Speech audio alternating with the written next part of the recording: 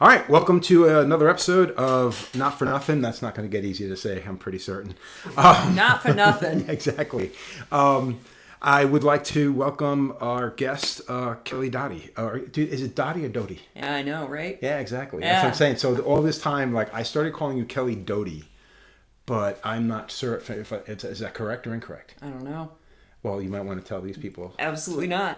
I don't tell anybody because nobody can get it right, and it's 4 letters, and no one knows, and it is the greatest mystery that I can continue how about we do perpetrating. this? How about we do this? For anybody who may not know who you are, why don't you explain to everybody with your name and exactly so. That's a lousy trick. So please, who are you? My name is Kelly Doty, or Doty, if you're nasty. Wait, was I supposed to say more than that? Well, you could say, where you are, you're a tattooer, how long have you been tattooing? I mean, these are things I don't think we need to get into during the actual talk, but... Yeah, my name's Kelly Doty, or Doty. I've been tattooing for 17 years. It's been 17 years now. Almost legal. I started in Meriden, Connecticut, and I'm currently kind of in an amorphous blob where I'm between Salem, Massachusetts, and Edinburgh.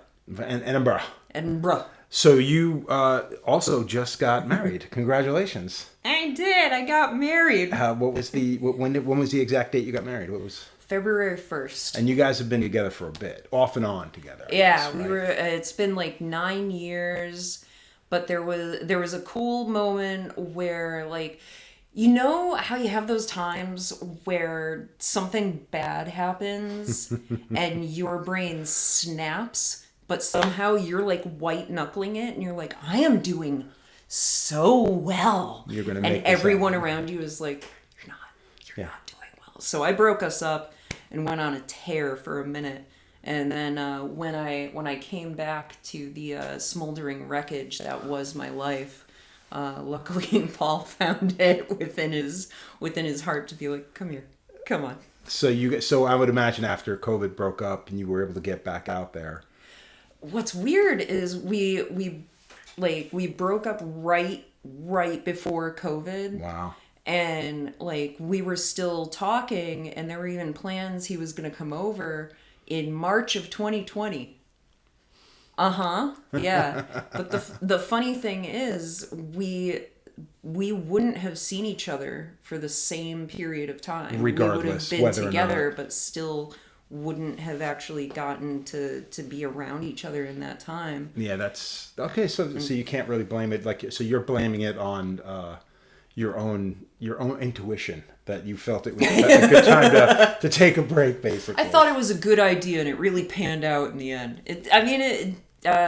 Actually, that's true. I did think it was a good idea because I was batshit crazy at the moment. Well, that's understandable, too. I mean, again, and I would have imagined that had you been together and COVID had kept you separated, it would have driven you even crazier. No, we even talked about that, where it might have been the best thing for our relationship, because I think the stress of being together but being apart would have been catastrophic, especially where I was mentally at that point.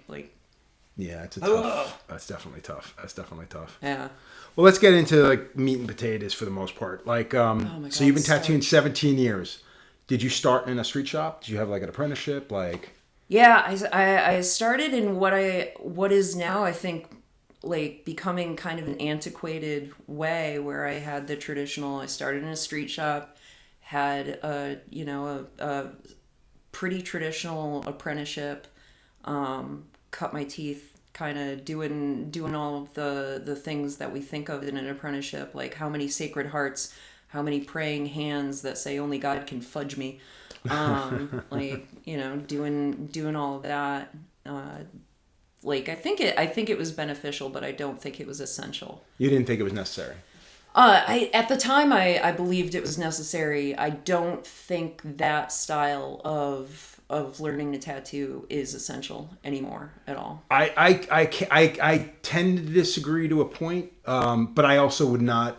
I wouldn't. I've never apprenticed anybody, but I agree in the sense that I don't think I would would go at an apprenticeship the same traditional manner.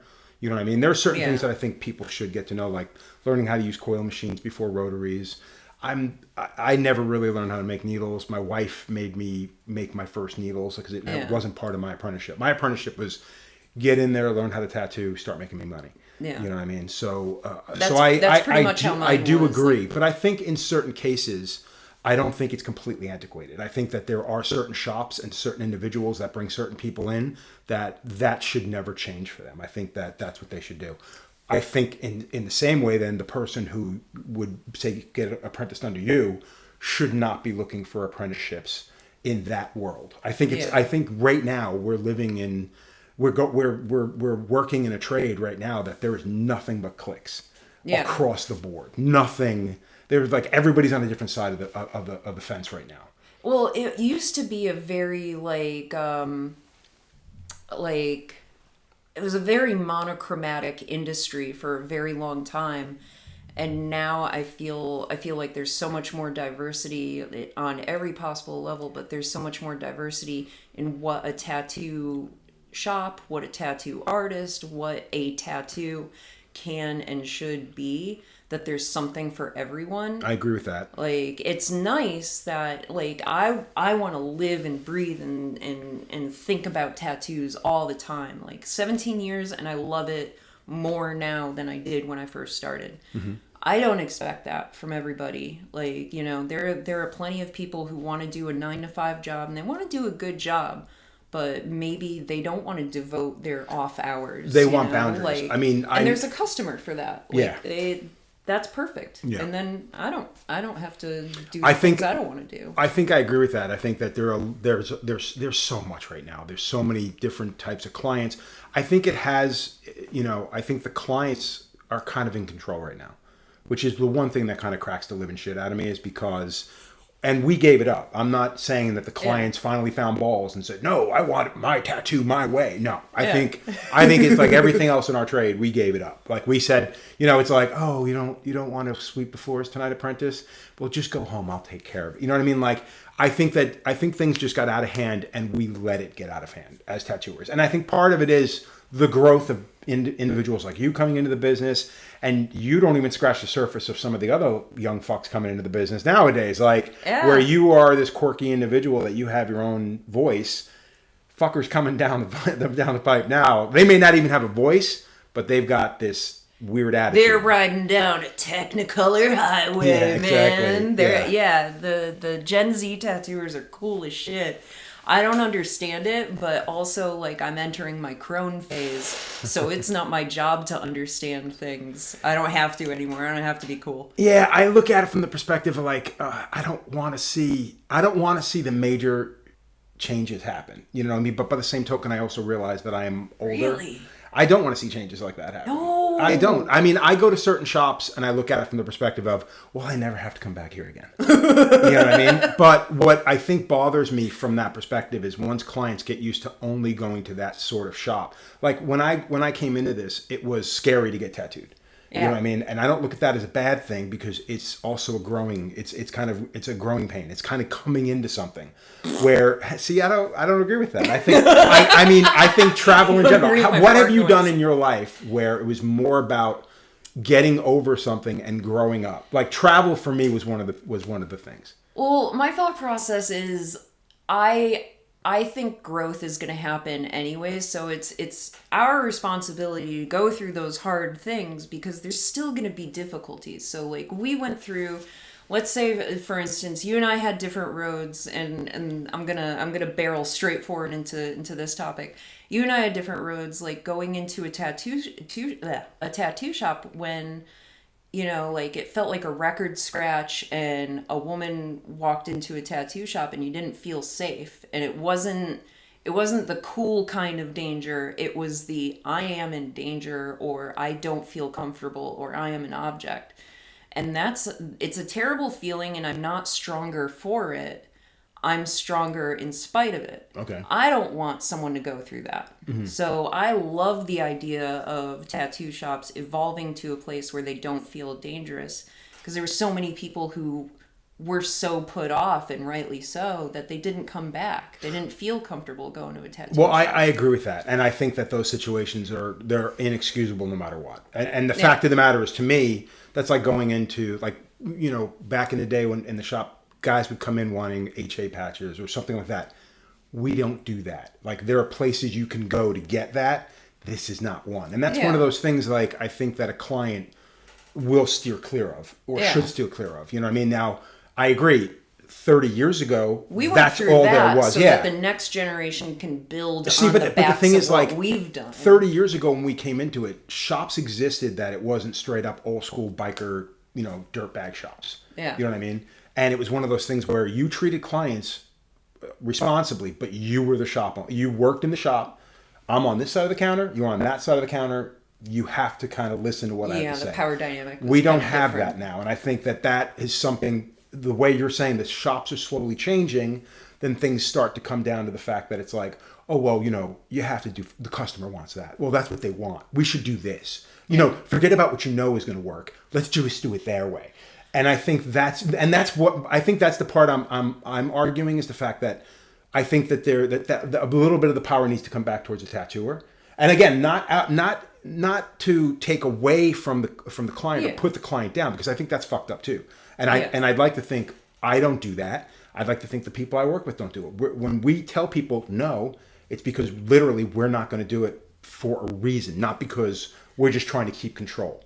Well, that's the thing about, like, respectful boundaries on both sides, right? Is, as two people, artist versus client, at the end of the day, you're just two people. Exactly. You have your own boundaries. Like, hey, I'm not comfortable putting that on you. Either it's because it's, offensive, or because it's not in your wheelhouse, or you don't agree with, like, the application. There's a million boundaries that you can put up and be like, that's just not for me. Right. And I think, like, the client can say that too. Like, it's reasonable for two people to be like, I don't think we mesh well. Which is totally, and I think that's always how it should have been. And I think back in the day, 30 years ago, 40 years ago, there was less of that, because the fact of the matter is there was less people getting tattooed and there were less tattooers. Yeah. Now, like you said, it's open fucking, it's a funny farm of fucking people. And it's like, and I think now you'll find, like, people say water finds its own level. Yeah. You know what I mean? So I think that's what's going to happen with clients and stuff like that, is the fact that they're going to find that shop.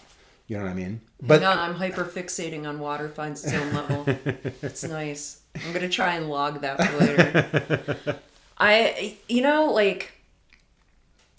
feel like people are finding their people. That's why the fact that the tattoo world has become so diverse, you don't walk into a sushi restaurant and ask for a hamburger. Exactly. Like, you have people who are specializing, and they're specializing immediately.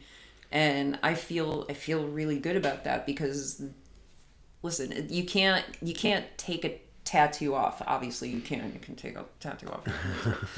But it's not like a fad. You can't throw your members only jacket or your flared jeans in the closet and pretend like it never happened. Right. Tattoo, you've got forever. That fad that you were into when you were 18. That's part of it. That's what I mean by it being like kind of a growing experience. It's like you can look back on, and that's the beauty part of tattooing, is it never goes away. I mean, you can cover it, but 9 times out of 10 you're going to go, I went through this phase where I was into sleeves. Exactly. Sleeves, and I got this covered up because of that. So you're always probably going to eventually go back. It's very rare, unless it's like, you're born again and you gave up being white power or whatever. You know what I mean? Like, that's the kind of thing you're probably never going to admit to the general public or to a friend. But think about it this way, like, because you can never put it away. Like, certain fads come and go, and we can let them go. Tattoos, you by and large cannot. No.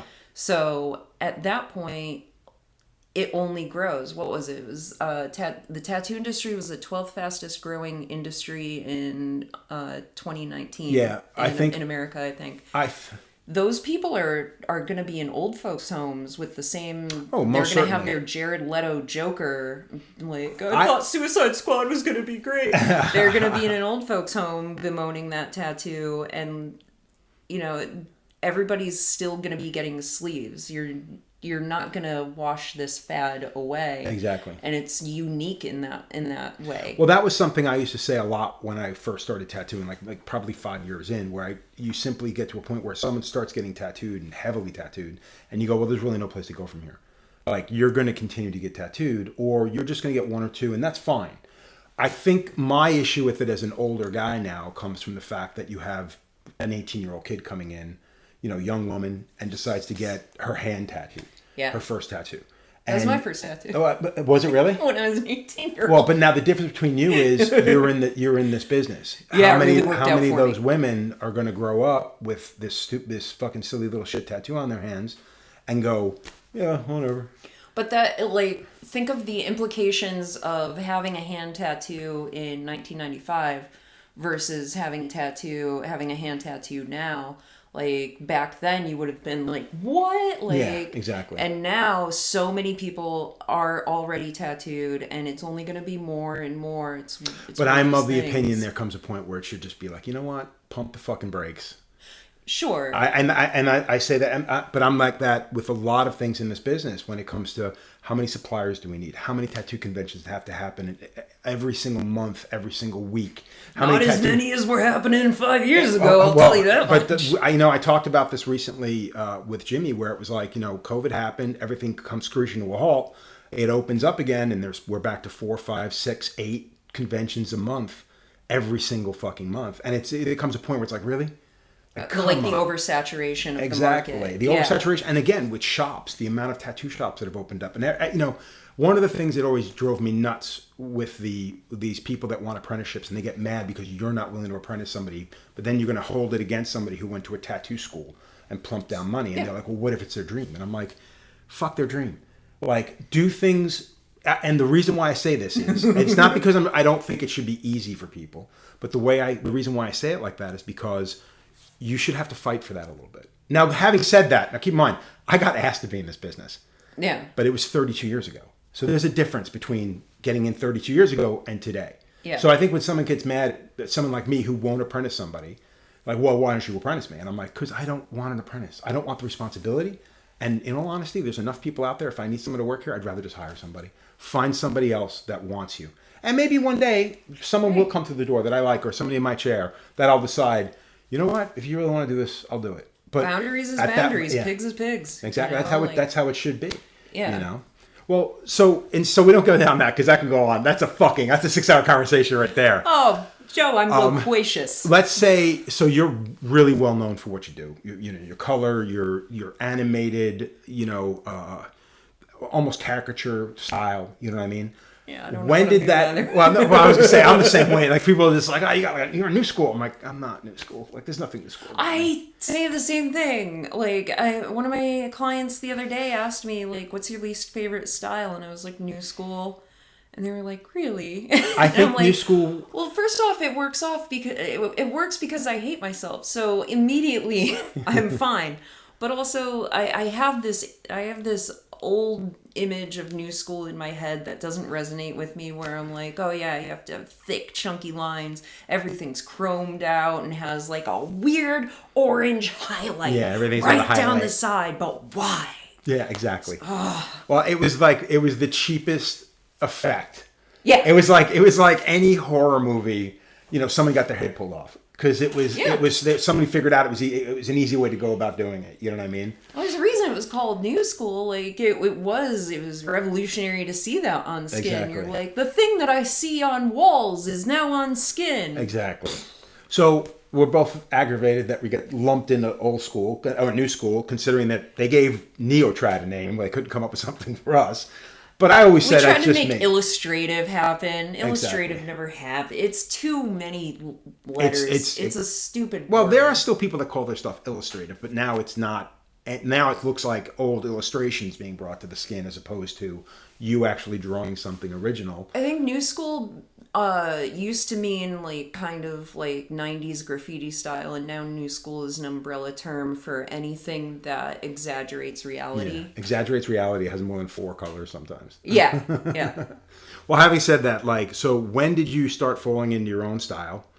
And did it come easily? Did you have an idea of the direction you wanted to take it in? Or was it something like with me, it was more clients coming in and asking for more color versus black and gray. And that kind of just allowed me to have fun with color where before I was just doing black and gray. Yeah. So it just kind of happened for me is what I'm saying.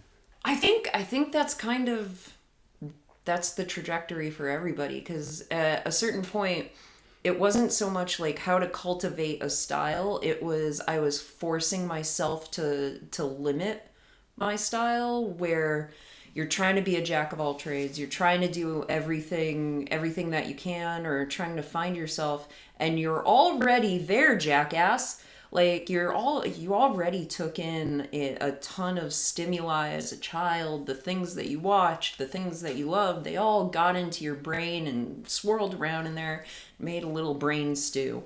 Like it's already there. Everyone has a style. It's just if you're willing to like kind of let it fly. So you did do pretty much everything, and then you were able to take all of that, because your stuff is legitimately a solid, no bullshit tattoo.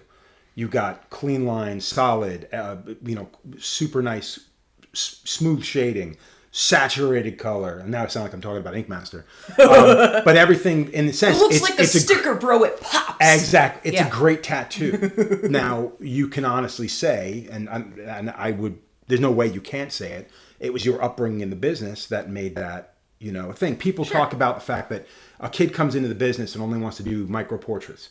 Like what happens when Ket gets out of the bag and everybody knows that turns to shit in fucking 2 years, you know what I mean? And not everybody's going to be happy with wearing this crappy tattoo. Where does that person go? And I think that's one of the reasons I think that, learning a little bit of everything is kind of the best thing, and let things happen. I think that's one of the good things about working in a kind of a traditional street shop is you don't necessarily look for the style. It just kind of happens, and it finds you for the most part. You ever done that thing where someone says they don't want black in their tattoo, or they don't want black outlines, and you're like, just trust me, and you do a black line, and then you kind of buffer off of it, and then you pull color into the black that you buffered off, and it doesn't look like there's a black line there anymore.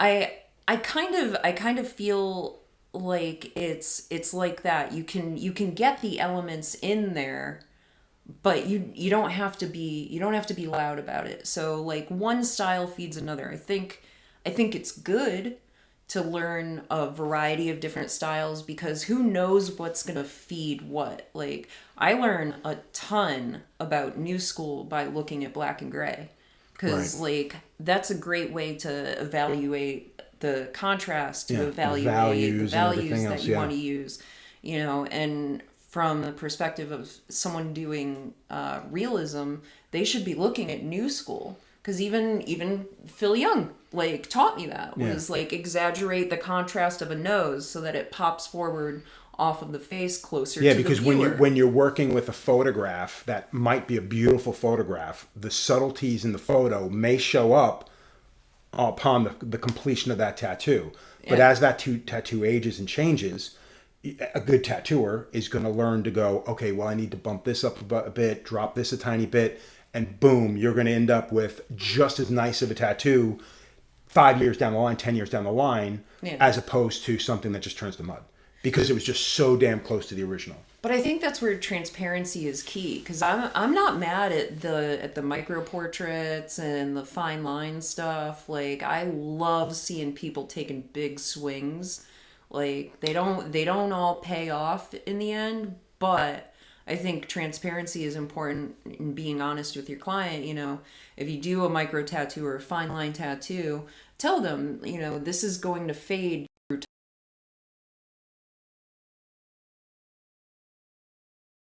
What you're doing. If I was going to be doing a fine line tattoo, there are things I would do. I wouldn't put the amount of black in there, because I know that black is gonna spread over time. But as long as you're transparent and you communicate that to your client, because that's your responsibility. Most certainly. I think maybe that's something that, being in a shop where people are constantly coming and going with different ideas, and we have our clientele, but we're a shop. Like people come through the door and they do a tattoo. I mean, I do more black and gray work now than I've done since my first 2 years tattooing. You know, I'm not crazy about that. I prefer doing color work. You know, I want to do my style. My style, unfortunately, it's not cool anymore. You know what I mean? The handful of people are into it. Most people just don't get it. They want to get what they see. Yeah. That's the one thing I think that, again, giving it back to the clients taking it away from us. You know, and I know it's going to sound like me belly aching, but fuck them, I don't really give a shit. The fact is, it's like I do feel like it's been taken away. Where, like I said, it's like, well, I want this micro portrait. I'm like, well, we're not going to do it, and we'll give you the reason why. We're not going to. You want to do what you want to do. Go fuck do. yourself. Get out of here. Blah blah blah. We'll just simply say no. We can't do that. It's not going to look good. We don't want to do that to you. Like I don't ever want to see a tattoo again in a bad light. Like if I do a tattoo on somebody that I knew was fucked, I'm going to kick myself in the ass because I know I'm going to look at that later down the line and be like, I got to do something about that. But the tricky thing is like each metric by which you judge a tattoo is so individualized now. You know, like if you judge a tattoo by its longevity, then yeah, sure, some of the like newer fads in tattooing aren't going to hold up to that standard. Yeah. But I think also like I remember, God, like 12 years ago or something. I think I had a conversation with Thea Duskin about watercolor tattoos, and I had the same mentality where I was like, they're not going to last. And she's like, yeah.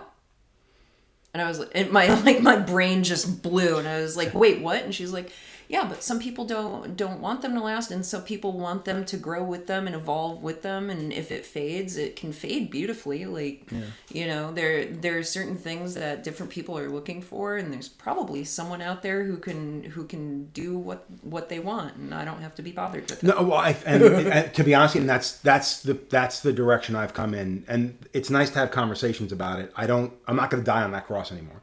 The way I look at it now is like, you know what? If that's what you want, knock yourself the fuck out. You'll have to do it someplace else. Yeah. We just won't. I just won't do it. Maybe one or two of my other guys will do it, and one or two of them will. I mean, there's work that they'll do because they look at it from the same perspective. If they don't do it to the best of their ability, that person's going to end up in somebody else's chair, and that person may be a lesser tattooer who's just going to take the money. Not to say that person's not. One of my guys may not be doing the exact same thing, but they're going to do it to a higher quality. Even though they know deep down, it's like, man, I just don't want to, but whatever.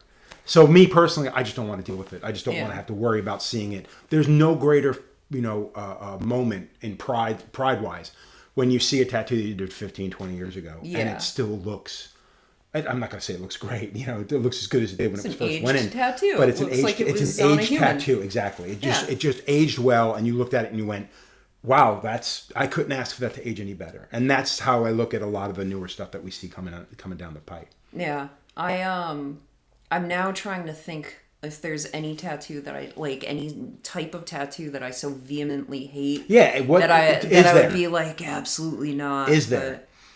There has to be, like, but now I don't like, and this is an aesthetic thing. It's an aesthetic and it's an ability thing, because I can't even fathom the ability of doing this. Either those like those black and gray surrealism tattoos where it's like 30 pictures layered on top of each other. Kind of like Jason. And then there's gothic columns. Yeah. Throw in some more gothic. Give me a crying angel. Like, yeah. So I was going to ask you about. So I won't say that AI started it, because I don't think it was started by AI. Oh my God, are we going to talk about AI? I was planning on it. That was one of the questions I wanted to ask you, but I don't know if I want to jump into that right now. But we might actually have to, because it might be the natural progression.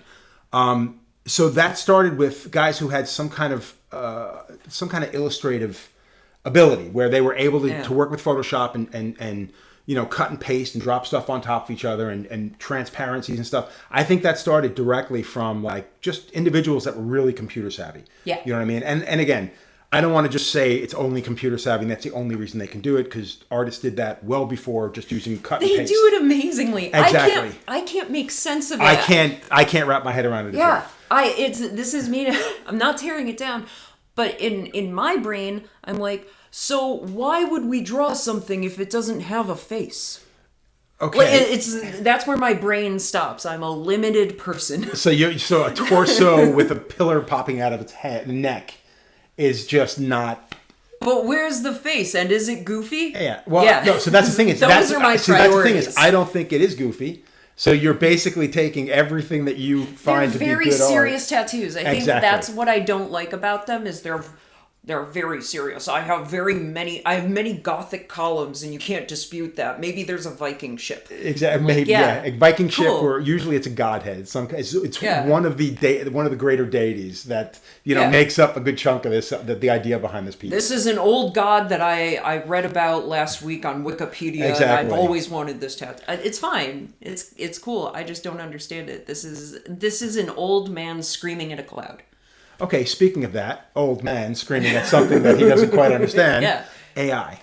Yeah. So to me, what I'm seeing now is how you say it. And again, he's like, I think me personally, I've not gone down that road mainly because I don't want to say I'm computer illiterate, but it just seems like it's more work than is necessary.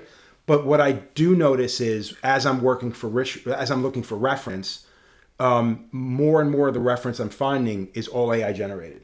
And it all looks like it was designed by countless tattooers. And that's all I'm seeing. And it seems to me it's changing the style in which So instead of a tattooer coming up with a style, an algorithm, artificial intelligence has basically said, oh, this is how you should do it. And somebody went, that's really good. And they do it. And then before you know it, everybody else is doing it. So the new style... And it's not so much style of tattooing, it's more of like style in which people were creating and drawing. Yeah. It's been created by AI. And you're seeing almost everything look the same again. Where before it was people copying and pasting, watch faces and roses and sand clocks. Now you've got, people just like, yeah, make me a Zeus and, a horse and blah, blah, blah. You climb and then there's a plateau, and you climb and then there's a plateau, right? So what are your feelings on AI? Have you gone down that road, or you don't feel like that's something that really gels with the way in which you wish to create? Not a day goes by that I don't hear about AI, because I have a husband who is obsessed with it. Oh, really? Yeah. I didn't know that. Yeah. Oh, so you have no choice. Oh, no. I am deeply argumentative. I am a hassle to live with. But no, so if I wanted to argue, by God, I would.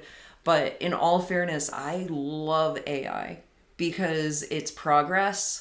And I enjoy seeing what progress is, even when it scares the shit out of me. Mm-hmm. So I don't think there's any stopping it, first off. Oh, God, like, no. when the wheel of progress starts turning, like, who's going to stop it? Like, a bunch of, like, tattooers, like, shaking their fists, No, tattooers are the laziest human beings on the fucking planet. Nobody cares. Yeah. Like, I think the artists that care are more in the way of illustrators, painters, individuals who've literally had their life's work robbed and retooled or just rehashed by some computer, and then somebody else takes it as their own. I mean, I've looked at certain things and been like, wow, that looks like a Daniel De Santos painting, or that looks like, whatever. And you look at it and you go, I would be pissed. How many times have I ripped off Mark Ryden? I agree. I agree with that, but I think you're not calling it your own and making thousands of dollars. Well, yeah, I mean, if you are as a tattooer, but it's also. Oh no, sure, you can build a whole career on that. Well, Big honking head.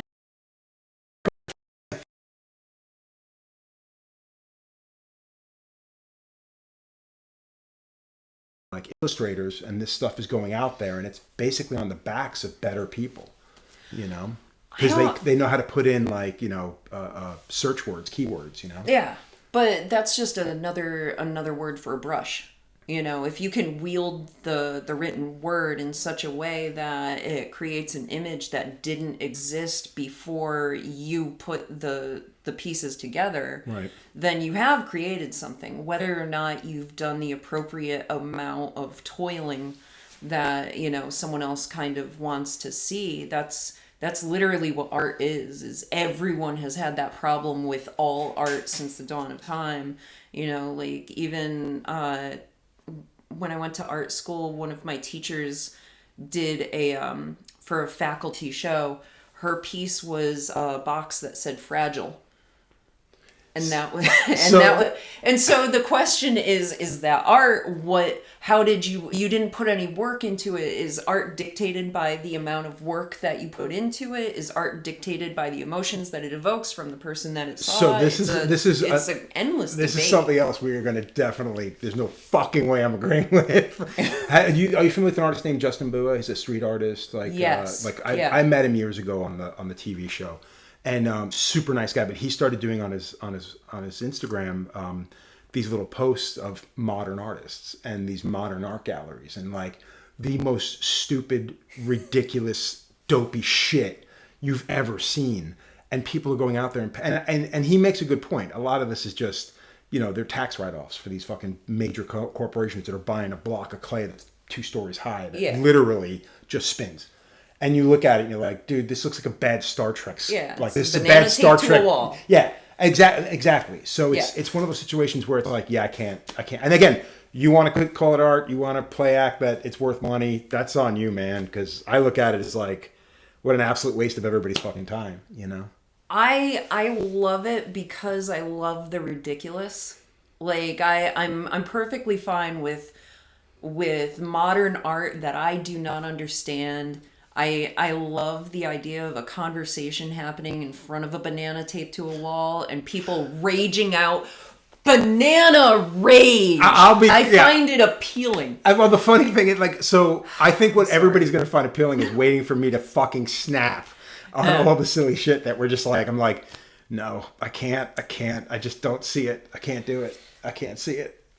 I love chaos. I enjoy the chaos of it. I like that it's debatable. I like that there's no right answer or wrong answer, and that people are going to fight tooth and nail about it because it always goes in that direction. And then you're like, oh, you seem passionate about this, and they're like, nah, damn it, I've fallen into the trap. Well, I think that's one of those situations you can't help yourself. As a tattooer, if you get 2-3 old school tattooers together, they would burn you at a cross. They would just be like, fuck that, you're out of your fucking mind. Oh, there's so many reasons for them to burn me at a cross anyways. If I'm already going down, I might as well. But it is one of those things. You get a larger group of people together, and the larger group turns out to either be correct or like I said earlier, everybody turns into a clique, and everybody's like this. Some of the genuine stuff I like about AI though, like you do have these clicks, but at the end of the day, there's certain things that I feel like a lot of people are neglecting when they're talking about AI. Is that it is going to modernize and it's going to steamroll this like efficiency model. Some of the things that we used to have to do, I don't have to see the same Google rows on 10 different people. Like I don't have to like try to spray paint out the Getty images off of like my reference photos.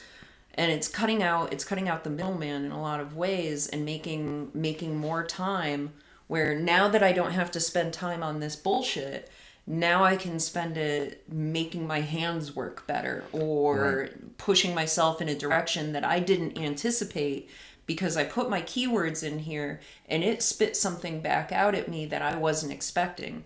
And so it pushes you in a direction that you didn't even see for yourself.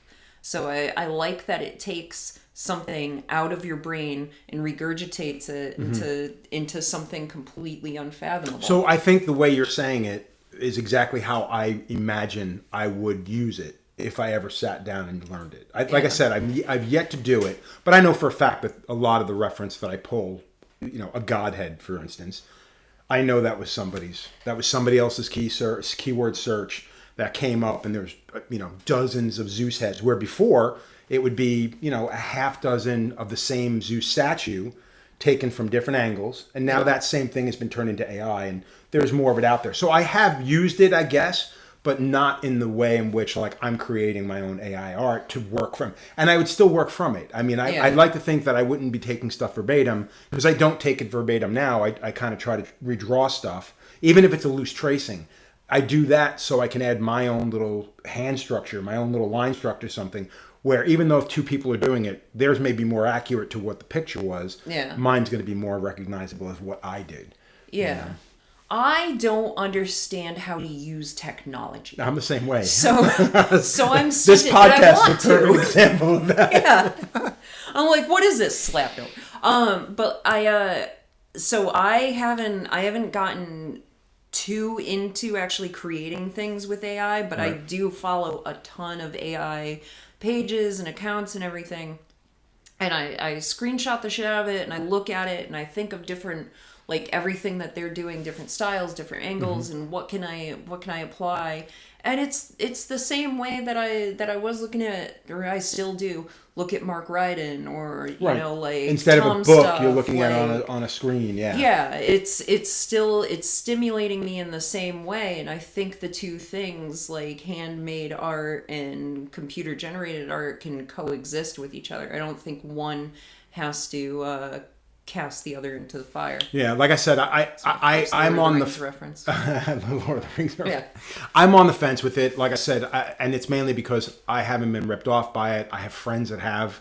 I can totally see their argument with it and the aggravation from their perspective.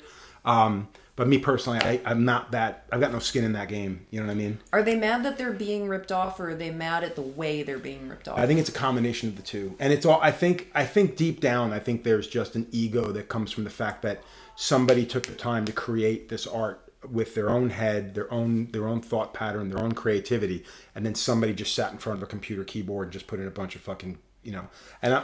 Well, that's the same feeling when you see one of your tattoos ripped off. Like, you sat there, you listened to what your client wanted, you looked at the pictures of their cat specifically. Yeah. You put effort into this to make something that's original and meaningful to them.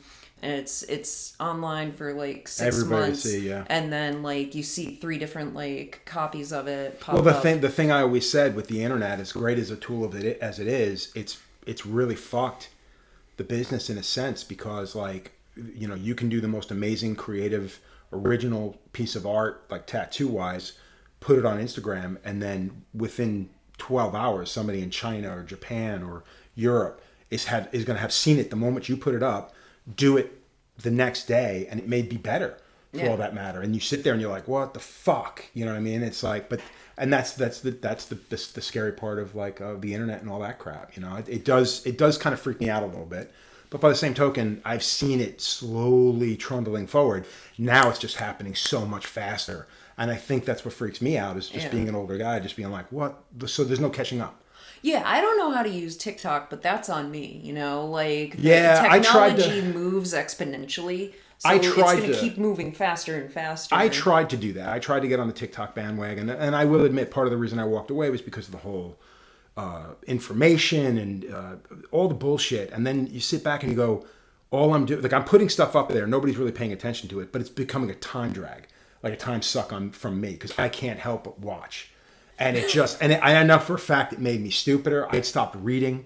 Like I would go home, and I still do now. I went back to reading, but every day I go home, I read, and I don't read a ton, but I read like for an hour and a half while I'm cooking dinner, before I cook dinner, whatever. Dog in my lap, chilling out, super chill. And then with stuff like TikTok, even Instagram to a degree, not as great as TikTok. TikTok was worse. TikTok was like straight up crack. It was that quickly. So that was part of the reason I got rid of it. It wasn't helping me in my career, which is what I started doing it for.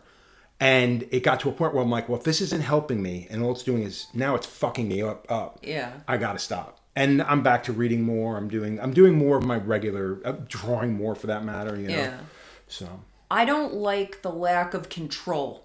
Yeah. I hate it. That's what I hate about TikTok, is I don't feel like I have control. And also I don't like when my phone makes sounds. And I think it's just a sensory thing. Like the second it like bursts into my face with a sound, I'm like, yeah. So it's a me thing. Yeah, that's understandable. Yeah. That's understandable. Well, travel.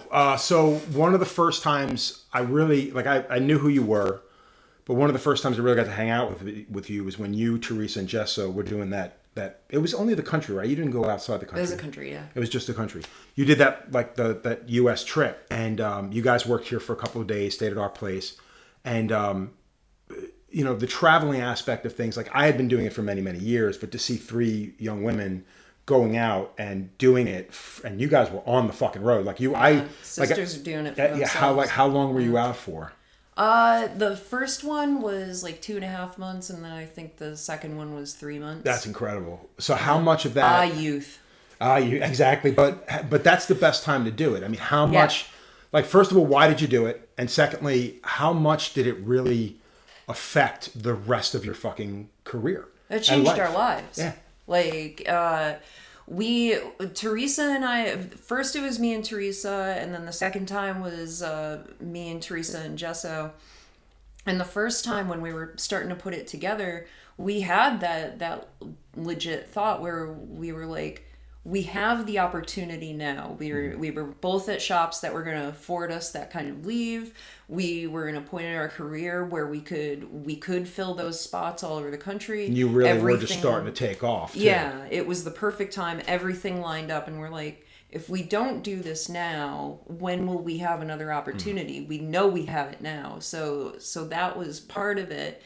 And then once we got going, I can't speak highly enough of it. You know, we got to see the entire country. We got to see how a variety of different shops ran. And at that point, we were both so young. I think the first one was in 2012, and I finished my apprenticeship in 2009. So it wasn't like, oh, you know, weren't, it wasn't an established. Yeah, you weren't like a seasoned tattooer at the time. Yeah, but we had both our names had skyrocketed real quick, and so we were like, let's move on this right now. But really it was just such an opportunity that, like, how could you say no? And especially, again, so young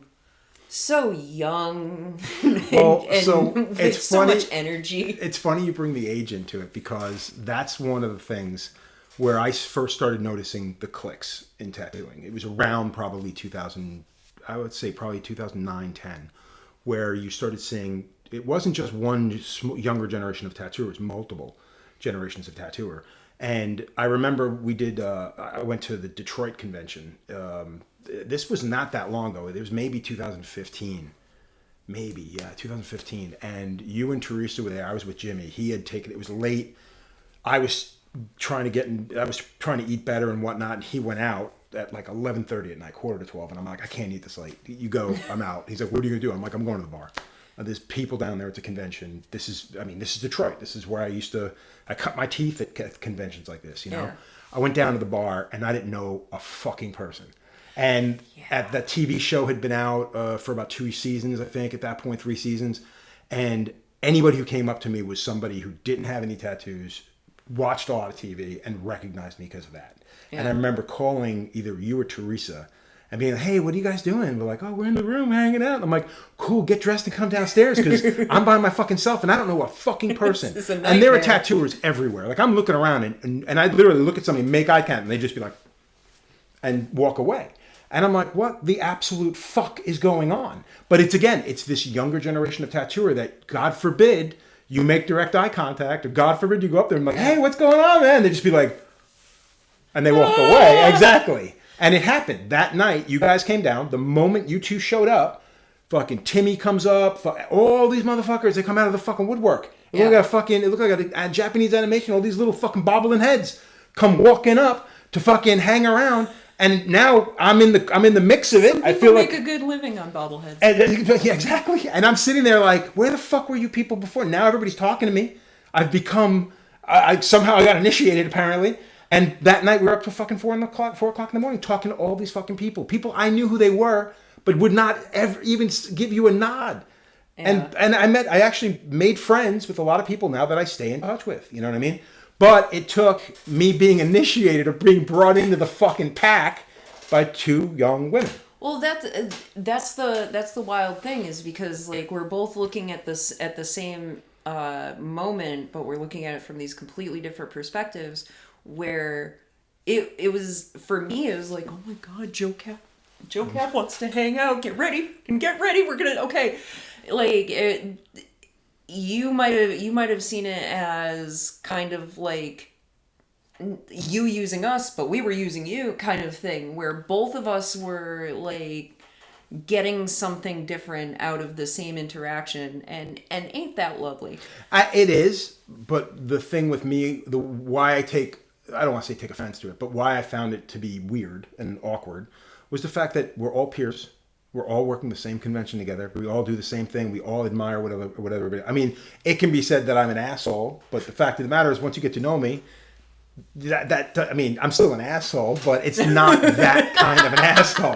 You know what I mean? And that's kind of one of those things. It's like, you got to get to a point, and that used to be the joy of, and goes back to a rough and tumble shop, where you're forced to kind of just be like, oh, go up to that person, say hello. Yeah. And that's all it comes down to. It's like, go up to us, just we're all tattooers. That's why when we do like I cried and puked right after I met Guy Aitchison for the first time. Did you really? I cried and then I puked. That's the difference between you and I.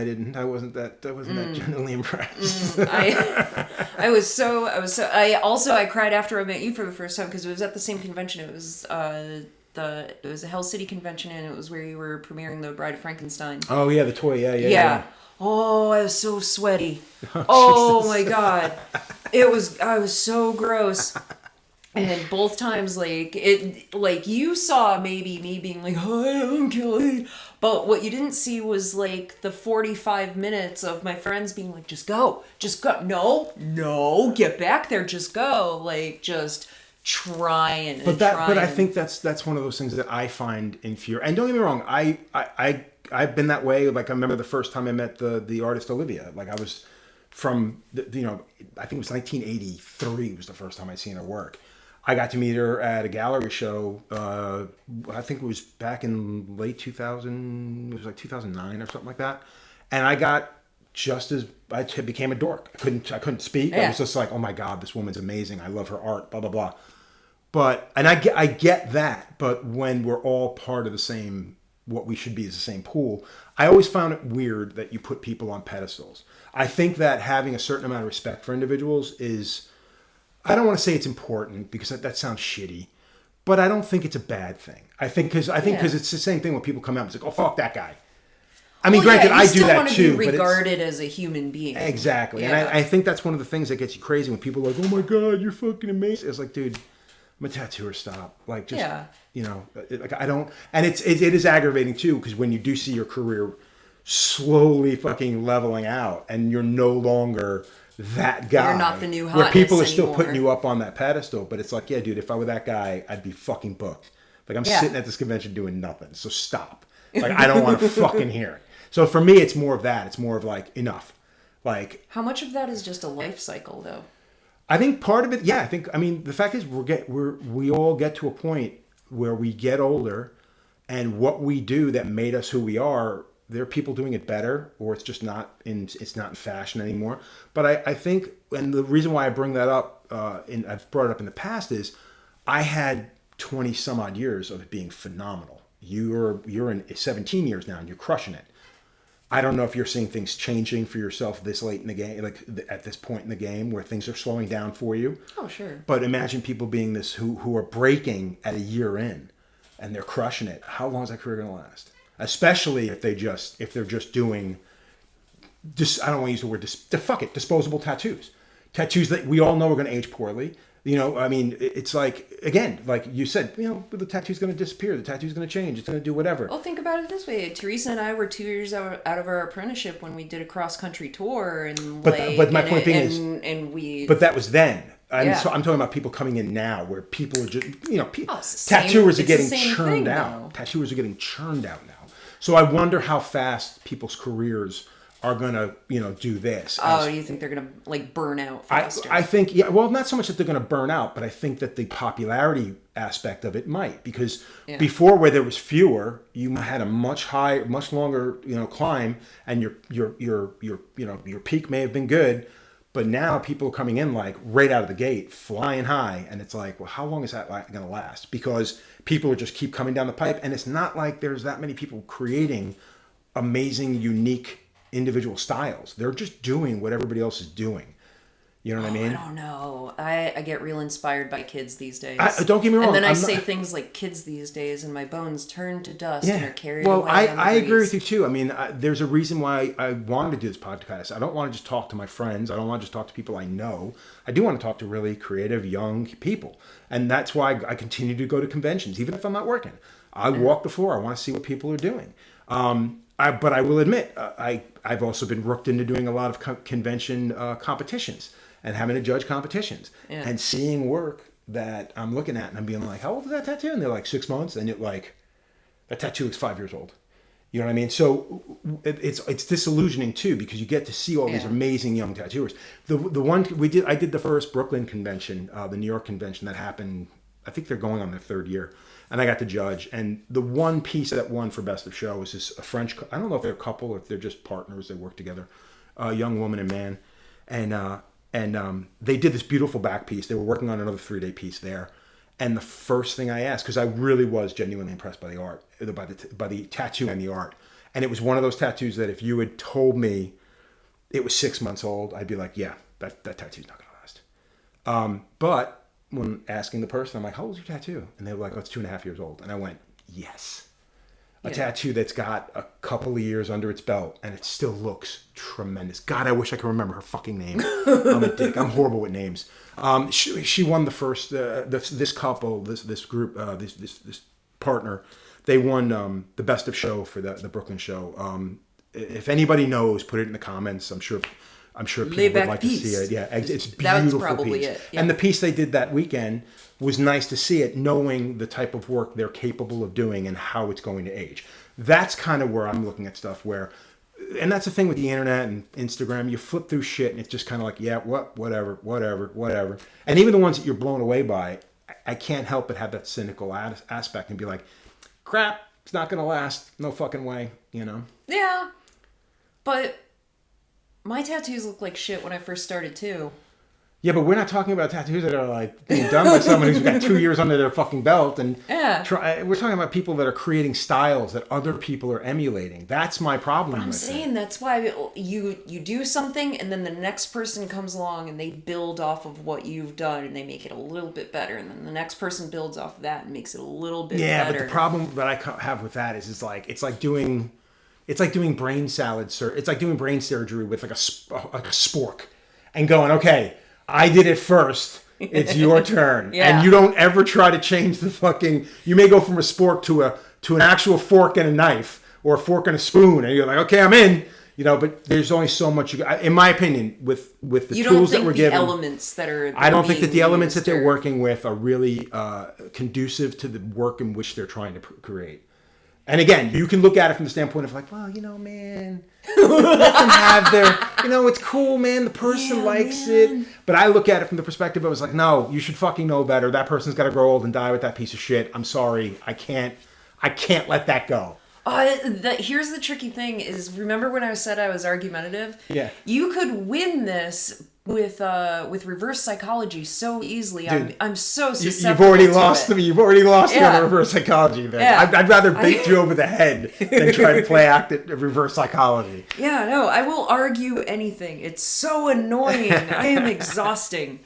But I don't know why someone who wears this much black all the time is this optimistic. Yeah, I can't believe I'm wearing a black shirt. I almost never wear a black shirt. Hey, so cough it up.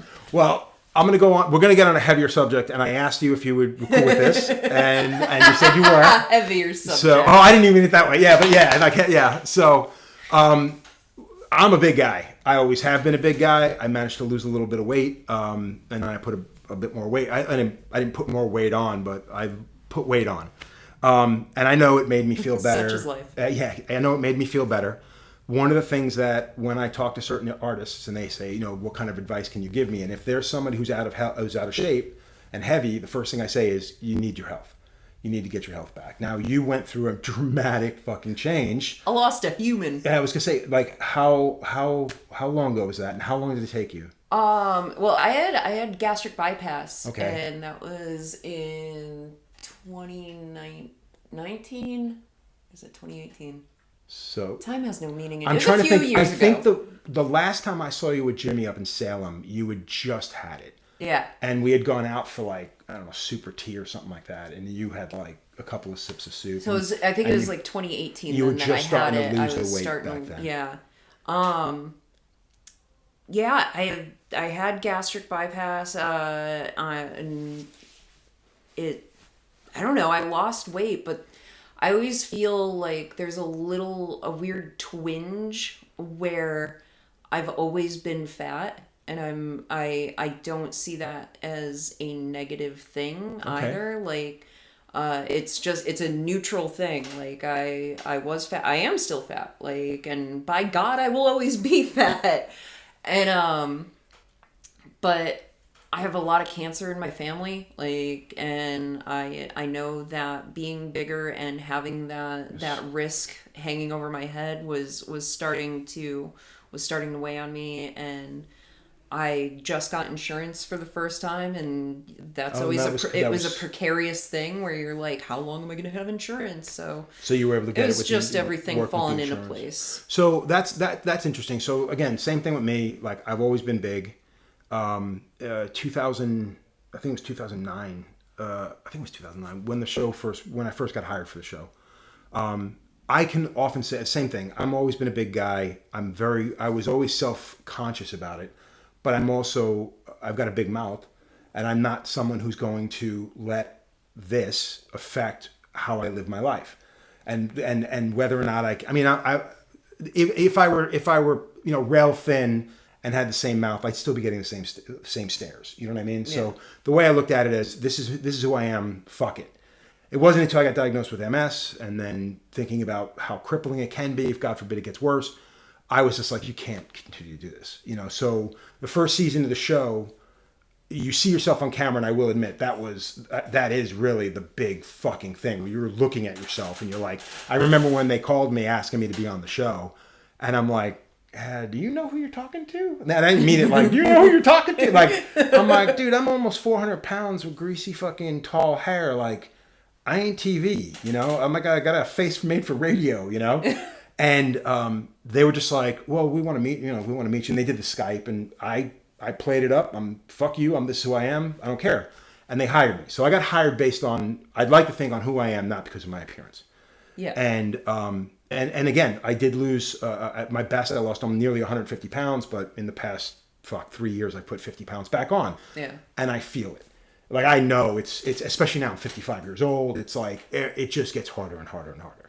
So did you notice like a genuine, I don't want to say a weight lifted from your shoulders, but yeah, like a weight lifted from, like, do you feel better about how you're living your life? Forget about how you feel self-consciously, but honestly, physically, I mean, do you think it's made your job a little bit easier? It's tough to say because at the same time of losing weight, I'm gaining age, and I'm feeling the aging for sure.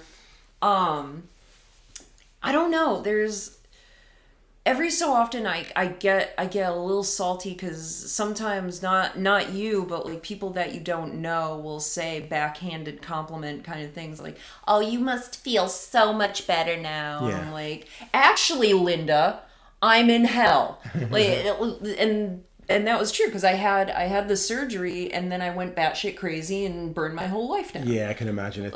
That's a lot to take in at the same time. You know what I mean? Yeah, it was.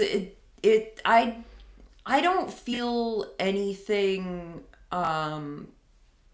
Like there are things that are obvious. Like I can go upstairs without sounding like a beautiful sea creature quite as much, and that's nice. Traveling's got to be a little easier. I know for me, like, since I've put the weight back on, traveling on a plane is difficult again. I used to buy a few seats. Yeah. Because I always felt I was putting somebody else out. I didn't want to do that. So I would literally buy two seats. See, I can't be that way because this is on me. It's not on somebody else. No. Like, I'm not going to blame airlines because of fucking tiny seats. You Why? Know what I mean? They take so much money from you, and they keep, I agree wholeheartedly. They keep shaving them down. Oh, I know. No, fuck them. I get real spicy about that kind of thing because the things that I see the most improved about my life are because of assholes. So I don't have people making fun of me behind my back so much. I don't have people making fun of me to my face. I don't have to walk down a plane aisle and see people praying that I'm not next to them. Not sitting next to them. And that's not because I lost weight. That's because they suck. Oh, agreed. Like, wholeheartedly. I hate that shit. Like, I remember reading through the comments, and I still do this. Like, I can't help myself. Like, I'm a fucking Long Island. I'm like a yenta. Like, I gotta know every little thing and who's making fun and who's taking shots and whatever.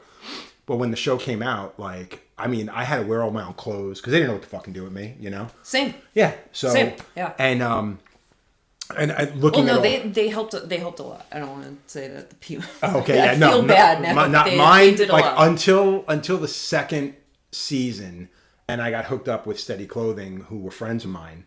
Until like that whole first season and part of the second season, I wore all my own clothes. Like people were just like, this fucking guy wearing a bowling shirts. I'm like, yeah, dude, I've been wearing those for about the last 10 years. Like my style, like this is how I dress. I've literally been dressing like this since before I left Long Island, maybe, I don't know, or since then around there. That was probably one of the soul crushing things for me, was because it was 3 or 4 girls when we did Angels. It was like 3 or 4 of us, and we got this huge budget for wardrobe. Right. Like it's anyone who loves clothes, it's your dream. Well, I would imagine, I don't want to stereotype you, but I would imagine being a girl in that situation has got to be pretty amazing. It's I love looking weird, and to have someone bankrolling my ability to look weird was swell.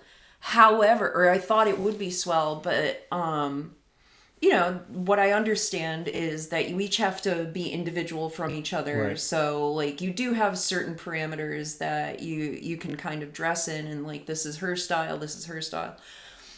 But we got this budget, and then there were no clothes that worked for me. Yeah. Like everything was a muumuu, and it was so soul crushing to see my friends getting these bins of really cool looking clothes and everything. Yeah. And I had to find another, like, what can I do with this muumuu? How can I cinch it? How can I, like, where it, like, the producers are trying to find things for me. They're trying their hardest, and it was just, it was upsetting. And you couldn't be yourself either. Like, I kept trying to shoehorn my thoughts and aesthetic in there, but man, soul crushing. So I don't know how much of the show, how much of the show you can talk about. Like you made it to you were 3rd place, right? Yeah. Now I had stopped watching the show after Jimmy lost it, and that was also the third. That was we were filming our 3rd season, and I was done with it. Like when you see the behind the scenes stuff, it's annoying as shit. Yeah. And being me, like I would argue a lot. It was nice having Hannah full time on the 2nd and 3rd season too, because Hannah was like, she'd look at me like, why are you getting mad? And I'm like, because fuck them. Like they're producers. They know nothing. Like I don't give a shit what makes good TV. We have a reputation to uphold. You know what I mean? So we used to have to argue with certain people to have them stick around, whatever.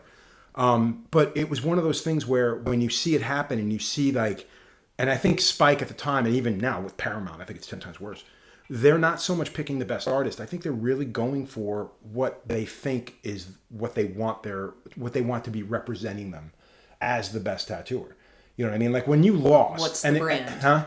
Thank you. Yeah. And I hate that fucking word too, because people are like, well, you're just working on your brand. No, I'm not working on my fucking brand. I'm working on my life. Like my life happens to be me. You can call it a fucking brand if you're that much of a fucking moron, but it's not a fucking brand. Every so often, I like to watch Naked and Afraid with like a big bag of Doritos, and I just let them fall all over my chest. I'm like, that's not how you build a shelter. And that's me working on my brand. Exactly. Yeah. So how did it, and again, and I don't want to sound rude, but it's going to come out that way. But I think like I felt that the only reason you didn't win, and I honestly believed you should have, to the point where it seemed like they didn't even want to show you shit.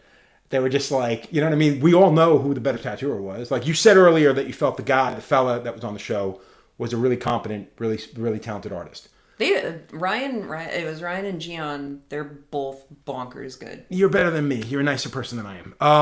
I saw those tattoos up close. I'm sure you did. But the fact of the matter is, I feel you bring something to the table that is something completely original. And I think that's that's part of the reason that you were passed up. And again, I could be wrong. Someone could say that's bullshit. Those people are both more talented, whatever. But that's not the way I see it. I really don't. Seeing it from an outsider's perspective and knowing a little bit of what goes on behind the scenes. One of this is going to be a thing. One of the most detrimental things that's ever happened to my self-esteem is the amount of people who, after the Ink Master finale, came up to me and basically said, the only reason you didn't win was because you're not pretty enough. So again, I can see that being a fucking horrible thing. It's a consistent thing, and it hurts on the very obvious level that's my friends say. Yeah. Like, so many of my friends said that. And then it hurts me on a different level where I do genuinely believe in Ryan's tattoos. And so it struck me too, where I'm like, so I'm not pretty enough, and you're also saying that my friend sucks. Like, you know. Well, that's a good way of turning it around and turning it around in a different way. That's actually very good. It was nice to be up there with people that I felt genuinely deserved it. You know, like where you can't make a clear cut, like, oh, this person could win, this person could win. That's a solid competition. That's exciting to see. But yeah, it was immediate. It was the after party. I had several people come up to me and say like, that. Oh, we're sorry. And you have to smile when someone tells you you weren't pretty enough to win. You're like, I'm dying inside. Yeah, exactly. I can only imagine. To be honest with you, I don't.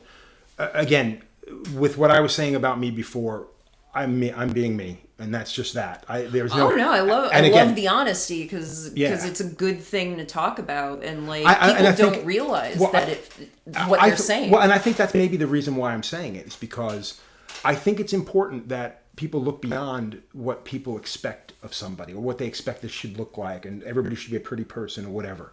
You know what I mean? Because I think that's a load of shit. You know, I told the story about being hired for Miami Ink to do an episode and going down there for a week or whatever. And I thought it was a gag. I thought somebody was just cracking on me because they were like, "Oh, you want to do Miami Ink, you fat bastard," you know. And this is I just moved to Connecticut, so it was just like it was a New York number that I was familiar with the area code, and it took somebody else being like, "Dude, call," and I'm like, "Dude, it's probably someone I know fucking with me," and they're like, "Fucking call," and I did, and it turns out it was me getting hired for that. Yeah.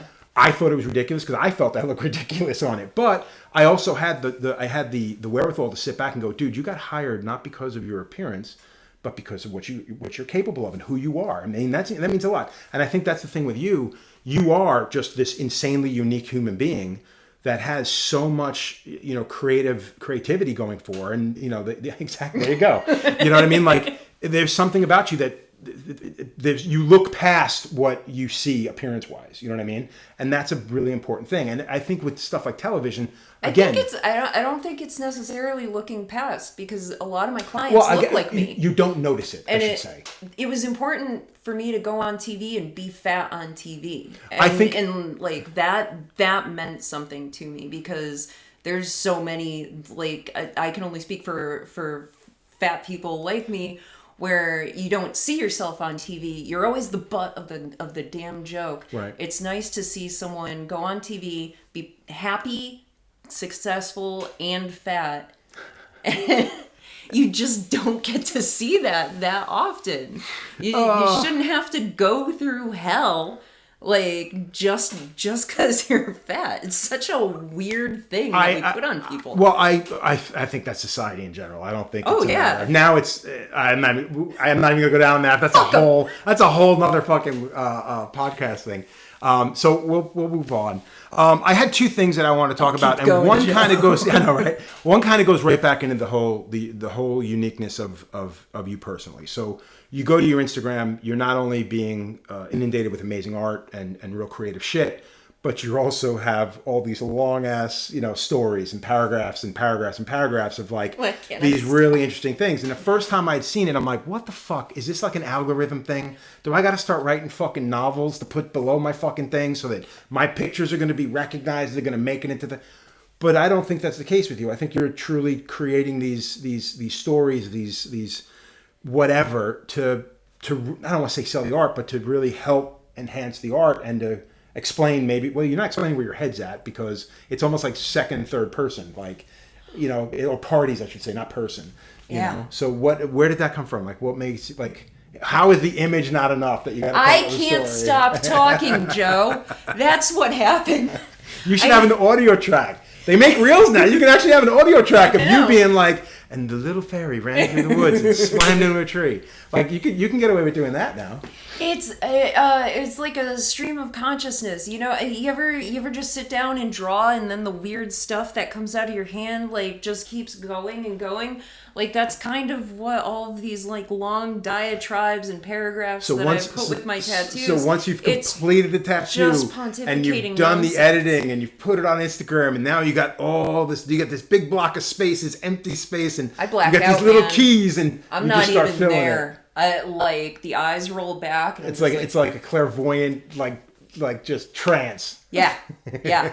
I genuinely I don't know how much of that is like my Easter basket of like mental disorders or if it's my personality. I think it's all one thing. So there's no chance of a children's book or anything like that. You're not. No, so this is deeply something what I want to do. Oh, so that's a purpose. So there are other things beyond tattooing that you want to help create with your art and stuff. Well, that's why I love illustrative tattooing, and it's probably why I shun the idea of new school and I gravitate towards the idea of illustration, because illustration inherently is storytelling.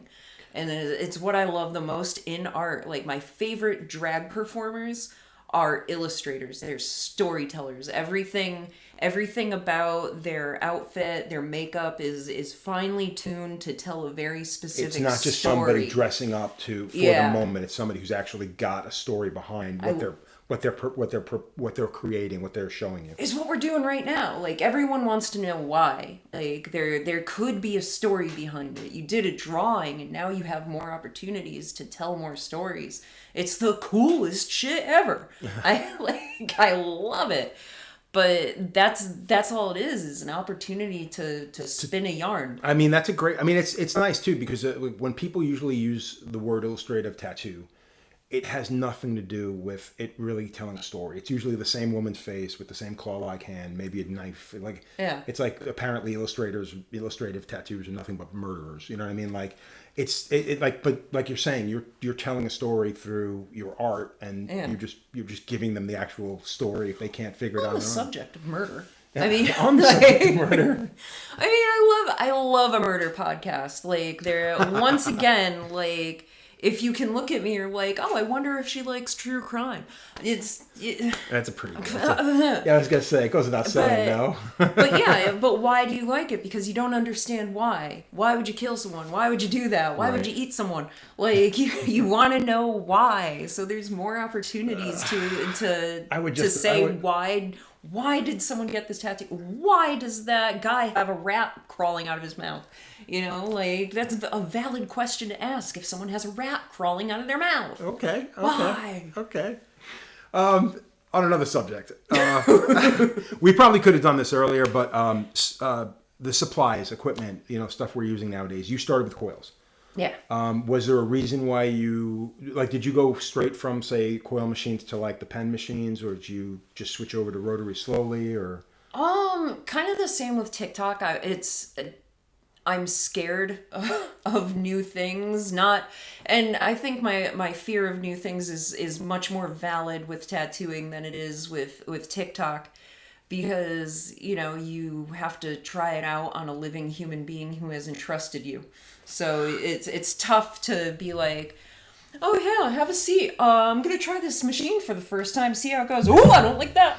Yeah, exactly. That's how I was with the first time I held a Stigma machine was the first one I used.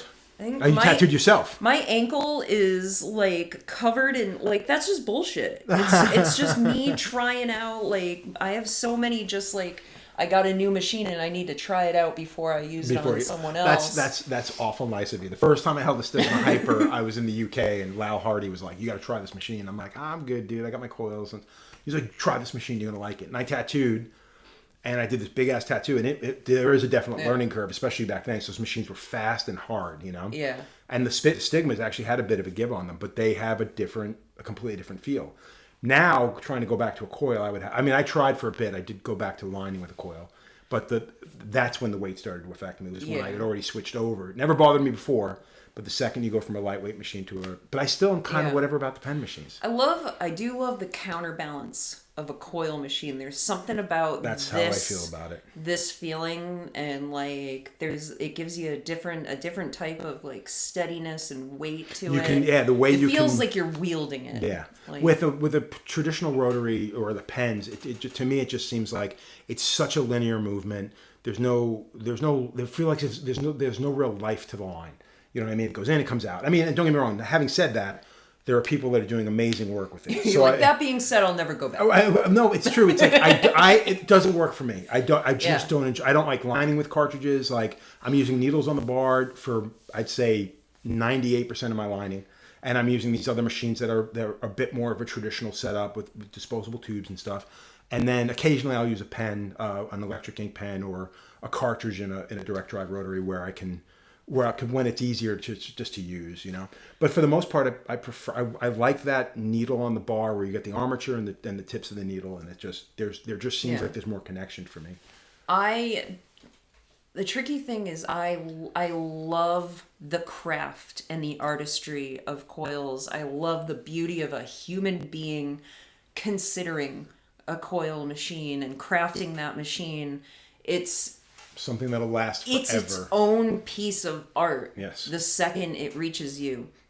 However, I think it was Teresa Sharp who beautifully said, I don't know how to put a car together, but I don't know how to drive one. And she knows how to drive one, yeah. So I can't figure out so coils. I can't tune my machine properly. I tried to keep it. You having said that, I was just like, yeah, and the beauty of it is you break a spring, you fix a spring. If one of your coils, say the capacitor blows, you replace the capacitor. The beauty of a coil machine is it never goes bad. You know what I mean? Anything that goes wrong with it, you can fix. There is a reason that your shop looks like a really cool, slick dude's like car place, and mine looks like a swamp witch's dungeon. I cannot retain any mechanical knowledge. I have tried. My apprenticeship tried to like pound it into my brain. The second it goes in, it dribbles out the other side. It's disgusting. But you know what I'm rocking right now? Oh Jesus! What? It's a $140 Amazon machine. You can get it overnighted to you. Nobody checks if you work in a shop. You could just do it. You could just get it right now. People it's like are doing 140, 170 bucks. You know what? One of the best machines I've ever used. So Lau Hardy sent me. He years ago he purchased.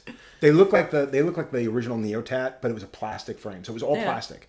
He purchased it from China. He got like 12 machines for no exaggeration for like $11. Yeah, they were less than $1 a piece. I did 3 tattoos with it before the hair like wires inside finally one of them broke. But it was one of those things. No, I'm a firm believer. It's really the hands of the individual, and I think that's what's aggravating when you see these $1,000 machines, like $1,000 pen, a $1,200 pen, like machines that. I mean, and the reason why I say this is because I know builders, I know manufacturers of these machines. I know what these machines are worth. They're not worth that, but they know that you're only going to buy one machine. That's the difference I see between a beautifully crafted Soba machine. Love it. Which you will pay that money for because it's something will last you a lifetime. It's a beautiful thing that he has created through years and years of learning and crafting and learning and crafting. It's a great thing versus a machine that you get off of Amazon. What I don't agree with is charging $1,500 for a machine that, again, I can get for $150, like a tenth of the price.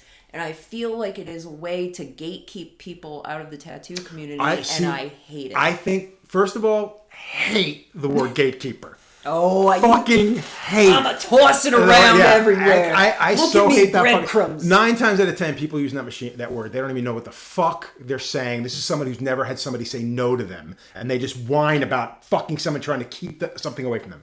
I don't think it's as deep as that. I honestly do not think it's as deep as that. I honestly believe Cheyenne a company that has no reason to gatekeep anybody, set the fucking bar, and I'll say it, fuck Cheyenne, I don't give a shit, set the bar up here back in the, 2000, fuck, like when did The Hawk come out? 2007, 8? Set the bar up here, and everybody who came after them was just like, slowly, all these rotary machines were slowly making their way. Oh, well, they're charging 600. It's a lot. We'll do 350. We'll do 400. And then it happened again in the 450. pandemic. Everyone raised their prices and they forgot to lower them afterwards. But dude, that's everybody. Everybody, it's everybody likes to capitalism. blame exactly, but it's bullshit. It's absolute bullshit. And again, when you know the backstory, you know what I mean. You know that's not worth it. And I honestly believe it's not gatekeeping. It's literally you're going to buy this one machine. It can be both. But I mean, oh fuck off. It's literally they know you're going to buy, especially with the cartridges. You're only going to need one machine, and that machine will eventually break, and then you might buy another one, or we might have to replace it because we have a warranty on that machine. But most of those people don't honor the warranty. You looked at the machine sideways, and that breaks exactly. our warranty. You tried to fix it yourself for a second because that's what reasonable people do. You broke our warranty. And again, that's part of my problem, and the issue I have with the business now. So when I first started using the rotary machines, like I was trying everything. Like I said, I started with Hypers. I used the Neotat. I used Bishop when Bishop first came on the scene. I was using their machines. Some electric ink stuff was just starting to be made. I was still bouncing back and forth. I was lining with coils, but shading and coloring with rotaries. So I was fucking around with everything, and it got to a point where people were just like, what are you using there? And I'm like, oh, it's the new Bishop or this the Neotat, whatever. I was in Brazil. I went there with 8 machines because at that time I'd set up 2 liners, 2 shaders, and you always wanted backups, whatever. Yeah. So I went with 8 machines. I sold all 8 machines before I left Brazil because everybody was just like, we can't get those here. And I was selling them for what they were selling for. At that time, I think it was $350. Yeah. And Bishop, I wasn't ever a sponsored artist. I was a friend of Franco's, and Bishop used to sell me. Franco would sell me the machines for, I think they were like $1.80 a piece. That was his cost. That was like wholesale cost, I think. Yeah. So I would buy the machines, and then I would use them, and then everywhere I went in Europe and and South America, and not South America, just Brazil mainly, they were just like, man, we can't get those here. And I'm like, okay. And they're like, well, would you sell me yours? And I'm like, well, yeah, I guess I can go home and get one. Yeah, sure. Fuck it. They're $300, Yeah. And I sold everything to the point where the way back from Brazil, I called up Franco and I'm like, yo, man, you think you can mail 4 machines out to me? He's like, why? What happened to the 4 you just picked up? And I'm like, I just sold them, dude. People love your shit here, dude. Like, would you rather I not spread it? Yeah. Yeah. And that was the thing. A lot of people were just like, yeah, dude, like I saw you using them and I thought that was cool. But I've always tried to do different stuff. After Cheyenne, I think, well, it might have been, no, because Stigma Hypers, I think, were $650 or $500. I think they were $500 when I bought it, because I bought 2, and it cost me $1,100 to have shipped to the house. That just shipped to the shop. So I think Cheyenne set the bar, and the same thing with the pens. Cheyenne set the bar at $1,100 or $1,000, and everybody went right there. And it was like, I think FK Irons was guilty of it. Bishop's been guilty of it. Everybody. Because when you look at those machines, there's no reason why you can't sell that machine for $450. Now they're tricking people into going, oh, the machines that you guys have both been lining, shading, and coloring with? We got a deal for you now. Now you should buy 1 or 2 liners and get this one for color packing and this one for shading, because you weren't already doing it for the last 10 fucking years. Now you could buy more than one machine, but they're still $1,000 a pop. Yeah. That's my issue with it. The reason I consider that gatekeeping is because there are so many obstacles to becoming a tattooer that's just another brick in the gosh damn wall. I don't agree with you. You're a baby tattooer. You're working 40 hours a week on your apprenticeship. You have to work to support yourself as well. And then these machines that shouldn't cost $1,000 or $1,500 are out there, and they'll only sell to you if you're in a shop. There's all of these obstacles that don't need to be there. See, so first of all, I don't agree with that. I think that anybody right now, I can tell you, I have 3 clients that I know that I tattoo the parents, and their kids have purchased machines online like you just talked about, and they are tattooing and shitting up their friends. And I can't wait till one of these little cocksuckers gets caught and that person flips the fuck out because your kid marked up my kid in your basement Like that's another fucking that's another Judge Judy fucking moment. I can't wait for that to happen. But the fact is, you're gonna lose a few kids. I don't think you're gonna lose a couple of kids. That's just the way shit goes down. That's life. But the thing with that is, I don't think that's a matter of. I really don't think it's a matter of gatekeeping. I honestly believe it's just a matter of fucking greed. And again, look at all these companies that have given nothing. I do agree with you, but I agree with me too. Oh yeah, apparently yeah. You see things. You see things like linear. I guess I don't know. I've never been accused of that. But that's the thing. I think that you've just got companies that are trying to make as much money as humanly possible. I mean, then you got these corporations that are coming in, and they're not looking at it from the standpoint of a trade anymore. Now, this is corporate, dude. Like, you need to make. You want us to buy your company for millions of fucking dollars. Then figure out how to fucking cut corners, make more money, so that when we take it over, we're gonna cut even more corners, and we're gonna charge even more fucking money. And then before you know it, it's no longer in our fucking hands. You know what I mean? It's completely beyond us. And that's what's scary. It's nice to see certain companies, like I think Inktense is still holding on. Mario Barth is, and I'm not even a huge fan of Mario Barth, but he's still holding on to his company. Well, that's the thing when something like either you can call it an industry or a community, but at the end of the day, when something starts growing that exponentially, you can't keep control of it. No, like, again, it's on us. Again, I blame this on tattooers again, because when the first corporate one of these conglomerates came in and said, "Hey, what's this company worth?" And that person goes, "Oh, well, this is our books." And he goes, "Want to make more money?" And then they sell out for millions of dollars. They stay as the face. And again, I'm not begrudging anybody to make their money. I mean, from what I understand, when Eternal was sold, Tramp made good on the people who worked for him. He made good for the city of fucking Detroit, from what I understand. You know what I mean? As far as keeping the company in Detroit, which I think is tremendous. I don't think anybody else has got that kind of gumption. I think most people were just kind of like, "Yeah, we'll take the money, bring it, like do what you want, make it, have at it. As long as we continue to make money, we're good." So I think that to me is aggravating. You can say that you're just pissed off because you don't have a company that made millions of dollars. That's not entirely untrue. But the fact is, it's like, I won't support those companies. Like, I don't use these things. You know what I mean? So I'm good with that. I was kind of with you to a degree too, because I mean, the machines that I bought, the first pen machines I bought, I didn't go with one of the major manufacturers. I went with fucking Amazon. And I hate that too. I'm not a big fan of Amazon either.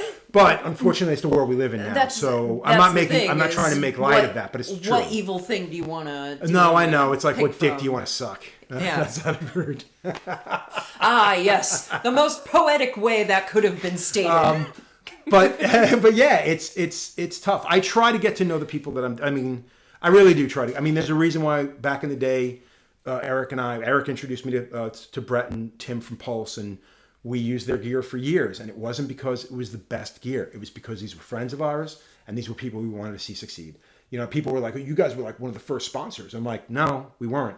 Like, while we were being given stuff, we were selling our friends' gear because we wanted to see them succeed. It wasn't a matter of you got people now that are just like, "Well, I'm using this pigment, but they're offering me a better deal. So, because I got to pay, pennies on the dollar for this one, and this one they're willing to give me for less. So I'm just going to take that. I'm just going to switch sides." Yeah. Well, what's better? Like, you're not even trying to figure out what's better. Yeah, that's been my thing. I have sponsorships, and I love the products that I use from those sponsorships because I would be using them anyways. And occasionally I'll get offered another sponsorship. I left my machine sponsorship, and since then I haven't taken another one. I've been offered them, and it's not because I'm like, I've been offered, court me. It's because I enjoy the freedom of being like, I use a machine off of Amazon. So, honestly, it works real well right now. That's exactly how I look at it. Maybe I find something else that works. That's exactly. Really well. I mean, I remember Electric Ink, Paolo from Electric Ink. I was starting to get stuff from them, and he was just like, "Joe, why do you keep buying these machines? You keep going back to ours. Why don't you just keep using ours?" And I said to him, "I was like, Paolo, I'm never going to know if there's a better machine out there if I don't look for it." And then it got to a point where I'm like, he's not too far from wrong. His stuff is still the best stuff I've used. I've been using their pigments. I could show you tattoos I did in 2008 with those pigments, or 2006 with those pigments. I'm never going to walk away from that. Yeah. You know what I mean? So I think to me, that's more important when I know what something can do. And I've seen the other companies change. I've seen the things that have happened with them. And I'm like, I don't want to be part of that. Yeah, I give up a sponsorship when I stop using the product. There was an aftercare product that I used, and across the board, I feel like every tattooer noticed it at the same time. Like, hey, is this stuff not so good anymore? Like, everyone had the same question. And I was like, yeah, I don't want to be sponsored by that anymore. Yeah. And they were always very good and very kind to me. Well, I mean, it comes to the point where It's not kind of me to use a subpar or no, what I consider to be a subpar product on my clients who trust me. And I think it's also one of those things that what it says about you is what you're willing to do when you see a difference in how the product reacts to things. It's awkward breaking up with a nice person, though. Oh God, I had to be juiced up. Like, my friend had to be like, you can do this, and I'm like, oh God. And then they're so nice. It's people too. You're not like breaking up with a machine. You gotta go talk to a very nice person and be like, I think I'm just moving in a different direction. I don't think I want to be sponsored by your product anymore. I would have just taken a box and then they gave me a bunch of free shit, and I came back to my booth with my arms full of more product, and my friend CJ's like, how did this How did you break up and you came home with more? I think I did it wrong. Yeah. Anyways, I'm bad at a lot of things. All right, so let's get away from burning bridges and let's go into so now and we'll wrap it up on this. But you're in Edinburgh now, and not for nothing, Edinburgh. One time I heard that's the Long Island. Yeah, I heard a bunch of Americans going, "We're in Edinburgh," and I hear one guy from like half a mile away go, "It's Edinburgh, you cunt!" And I was like, "This is the most beautiful thing I've ever heard in my life." That's amazing. That's absolutely amazing. Well, so I went there years ago with Tom and Jackie. It was my first trip there. We only spent one night there, and I loved it. It's probably, from the standpoint of a beautiful old world, not even old world, but just like classic, like, you know, I grew up playing D&D and shit. So to me, it's like, this is a castle. That place is infested with castles. You can't walk 10 feet without tripping over another damn castle. They're everywhere out there. So apparently, they don't even care. Sometimes they walk past a castle and it's like a nuisance to them. them. It's not like Italy when they come across some ruins, they have to put up a fucking fence in case there's something important there. My favorite thing was we went to see, me and Paul, who is so English, just irresponsibly English. We went to see a castle in Switzerland, and it was kind of a small castle, and it's kind of a quaint castle, and he's just standing there like this, and he's got a little piss face on. He's like, "Why are we wasting time?" And we're like, "Paul, what is it?" And he's like, "Call that a castle." And looks away, and I'm like, "This sassy bitch." So it's safe to say you're enamored with Scotland. Is it Scotland across the board, or is it just Edinburgh? I've never been to anywhere else. Oh my Christ! I'm moving there. I've seen nothing else. So the crazy thing about that is, so Tom and Jackie, they've traveled extensively. Like they started in where did they start? Where did they leave Minneapolis? They went to work with Brussels. No, they went and worked with Thomas Kinst in the Netherlands. That wasn't the Netherlands. God damn it! I can't remember. Denmark. No, it wasn't Denmark though. It was a small city, and a small country. I can't remember. God damn it! Whatever. They go there. They went there a year. They were there for a year. The entire. I can't do that. I'll end up saying something out of Ohio. Yeah. Yes, Ohio, France. But the amount of travel they did when they could was incredible. And then when they went to the UK, again, they bought a car because they wanted to see the country, and they traveled everywhere. When they went to Edinburgh, the same thing. They got in a car. They spent time at the Loch Ness. They traveled everywhere, and I was genuinely impressed by the fact that not only do they soak up the beauty of the city, but they get out there and they do so fucking much. Now they're in Richmond, and they start riding their bikes to work every day, and people are like, you know, like they're talking about bike paths and shit, and people are like, well, where's that bike path? And they'd only been there for maybe a month and a half, and they know everything about this. It's incredible to me. So it freaks me out that you've only been in that city when like Scotland is just gorgeous. I've only been there. We took a train to, I can't even remember the name of the city, which was like, it was a 25-minute train ride, and we walked around there and stuff. But but I've only been 3 times, and we've never really spent more than 5 days. I have a fun story to explain this. Okay. One time I lived in an apartment in East Hampton, Mass. When I worked it off the map, and it was a cool apartment. It was a really cool apartment, and there was this door that I couldn't open, and it was a long living room. And there was this door that I couldn't open. And I'm like, well, fuck it. And I put my couch up against it. And so I lived there for a few years. And then one time my friend was over and she got the door open. And she went through the door and found out that I had 3 more bedrooms in my apartment. Oh, for fuck's sake. Yeah. So that's the kind of person I am.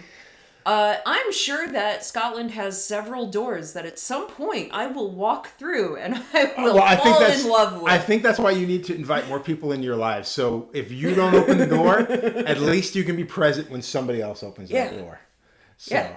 I do. I have intentions to fully travel and inspect all of Europe's crevices. I wish I hadn't phrased it like that. It seems more gynecological than I had intended. And now I keep traveling down this road. Why won't I stop? Oh my god. But no, I have so many intentions of traveling and exploring when I'm over there, but the issue is currently that I am very afraid of driving on the other side of the road. Oh yeah, fuck that. Yeah, I know that. We did that in Ireland, and it was life changing. It's frightening as fuck. Once I can get over that, I'll get a cheap little beater car and Jackie. All over Jackie did most island. of the driving in Europe for Tom and him and her, and it took her some time, but she rocked it. She was really good about getting me around when I was out there and stuff. It was wonderful. Is there anything else you would like to talk about, or are you good with leaving it with opening doors and seeing what else is out there? I don't know that I didn't even discuss this with Paul yet, but like I'm gonna go on I'm gonna make a leap of faith that this is cool that I announced that we're opening up a studio. Oh, perfect. This is going to be now. So you're not, from what I remember, it's not too far from where it was, or it's not too far from where the grass market is. Directions. See, I have a phone. Remember Doors? You remember Doors? Yeah. I don't know. It's in Edinburgh. Jesus. I'm sure there's a castle nearby. Do you guys have a name? And House of Whispers. House of Whispers. That's actually a really cool name. Yeah, right? I shouldn't have said it like that. Everybody's like, it's actually really, I thought it was going to sound like shit. Yeah. Well. No, it's the dorkiest way. It's based off of a book that Paul loves and a character that I made up for board games. Oh, sweet. Yeah, Very we're cool. very cool people. Fucking dorks. House of Whispers. When are you guys hoping to open? Is it a private studio? Is it a street shop? It's a private studio. Gonna be open when it opens. It's currently in the build out stage, so it's so hopefully with any luck within the next couple of months. Now I can say it because I just got my visa. All right, fantastic. Yeah, and congratulations on that. I know that's got to be an uphill struggle. I mean, it's nice that, to be honest with you, it's really cool that you're doing everything legitimately. Yeah. And across the board, it's especially. Everything I say from now on is going to sound political, and I'm not going to shut the fuck up. But yeah, it's really cool that you're doing that legitimately, and again, living in that, like living there. I mean, there's so many places you can go to and shit. Like it's incredible, So I'm really happy for you guys. Tell Paul I said hello, and will do. Yeah, sweet. Yeah. This is Kelly Doty, Kelly whatever. Yes. So let's say this guy. I'll just look at this. Yeah, exactly. Stare at the microphone. Am I doing it right? I hope you guys enjoyed this episode, and please like and subscribe. Tell your friends. Thank you very much. Smash that like button. I hate myself. Hit and record.